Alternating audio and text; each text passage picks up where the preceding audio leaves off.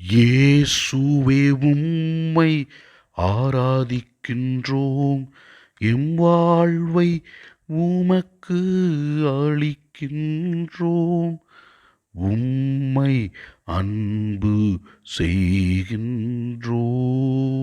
இறைவா, நாங்கள் செய்த பாவங்களை உணர்ந்து உம்மிடத்திலே மன்னிப்பை கேட்கும் பொழுது நீர் எங்களுக்கு ஆறுதலும் ஆசீரும் கொடுக்கின்றீர்.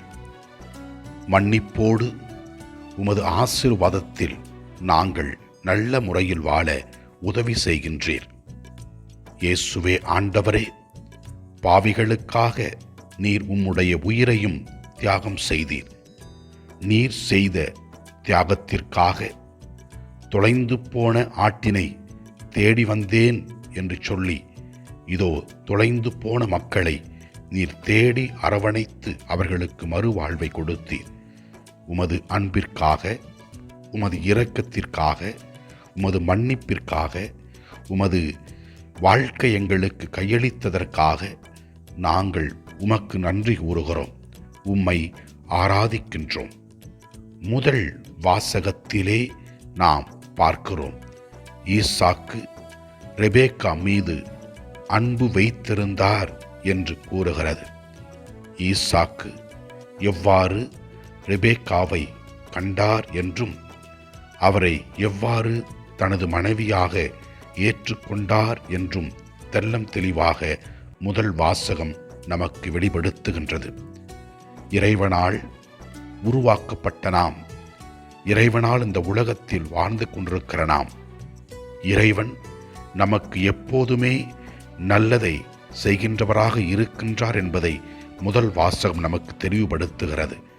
எனவே இறைவன் கொடுக்கின்ற ஆசீர்வாதங்களை நாம் உணர்ந்து அவரின் அன்பு பிள்ளைகளாக நம்முடைய சொல்லாலும் செயலாலும் நல்லதை செய்து வாழும் பொழுது இறைவன் நம்மை நிறைவாக ஆசீர்வதிப்பார். எனவே ஆண்டவர் கொடுத்த வாழ்க்கையை நாம் நல்ல முறையில் வாழ்வோம்.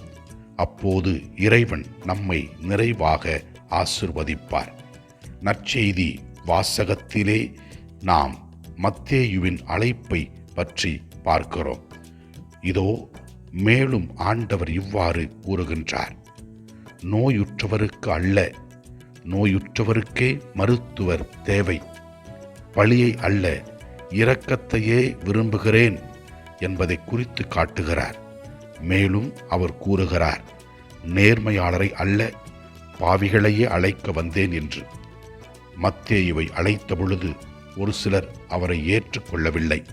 ஆனால் இயேசு அவரை ஏற்றுக்கொண்டு அவருக்கு நல்வாழ்க்கை கொடுத்தார். அவரும் ஆண்டவருடைய அழைத்தலை ஏற்று அவருடைய அன்பு சீடராக வாழ்ந்தார்.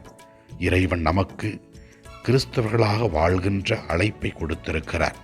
எனவே அவர் கொடுத்திருக்கிற அழைப்பை உணர்ந்து நாம் உண்மையான கிறிஸ்துவின் தூதர்களாக, நற்செய்தி பணியாளர்களாக வாழக்கூடிய அருளை இறைவன் நமக்கு தர வேண்டும் என்று இயேசுவிடத்திலே ஜெபிப்போம்.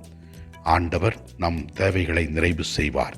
எல்லாம் அல்ல இறைவன் தந்தை, மகன், தூய ஆவியார் நம் ஒவ்வொருவரையும் ஆசீர்வதிப்பாராக. இயேசுவுக்கு புகழ். மரியே வாழ்க. ஆமென்.